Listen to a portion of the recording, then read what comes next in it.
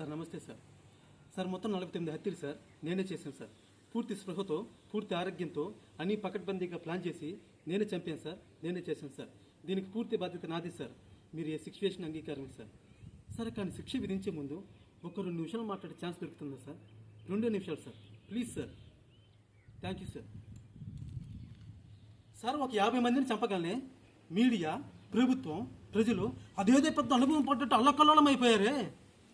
మన జన్మలకు కారణమై మన రక్తాలను పంచుకొని మన జీవితంలో సగభాగాలైన ఆడవాళ్ళ మీద ఎన్ని ఎన్ని ఎన్ని ఎన్ని ఎన్ని ఎన్ని దారుణాలు సార్, నీచాతి నీచంగా, క్రూరాతి క్రూరంగా జరుగుతున్నాయి సార్. ఒక్కడైనా సార్ పట్టించుకున్నాడా, ప్రశ్నించాడా, నిలదీశాడా, పోనీ ఆపే ప్రయత్నం చేశాడా సార్? అసలు ఏం జరుగుతుందో మన దేశంలో?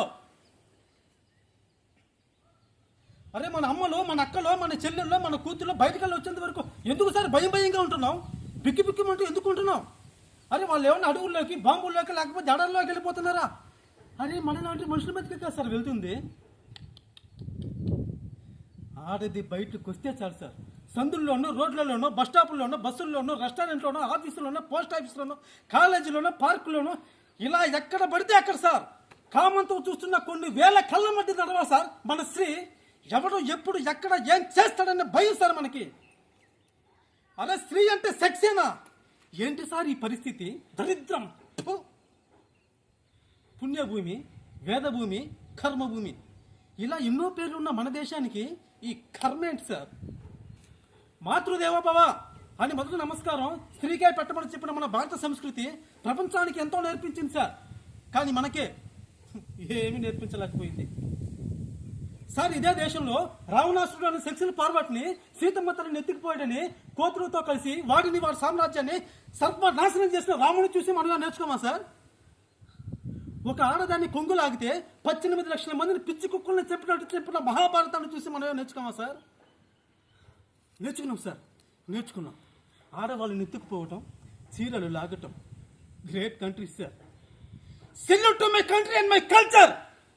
Salute sir. పోలీస్ స్టేషన్లు, కోర్టులు, కమిషనర్ ఆఫీసులు, సెక్యూరిటీలు, సెక్రటేరియట్లు, ఎక్సెట్రాలు ఇవన్నీ సవ్యంగా నాగరికత కోసం వేల లక్షల కోట్ల ప్రజల సొమ్ముతో మన కోసం మనం నడిపిస్తున్న ప్రపంచంలో ఉన్న అతిపెద్దదైన డెమోక్రటిక్ సిస్టంలో ఆడదానికి సేఫ్టీ లేదు సార్. మారాలి సార్, ఈ పద్ధతి మారాలి సార్. సార్ మార్పు అంటే అదే ఆకాశం నుంచి ఊడిపడదు సార్, మనలో నుంచి రావాలి సార్, మనందరిలో నుంచి రావాలి సార్.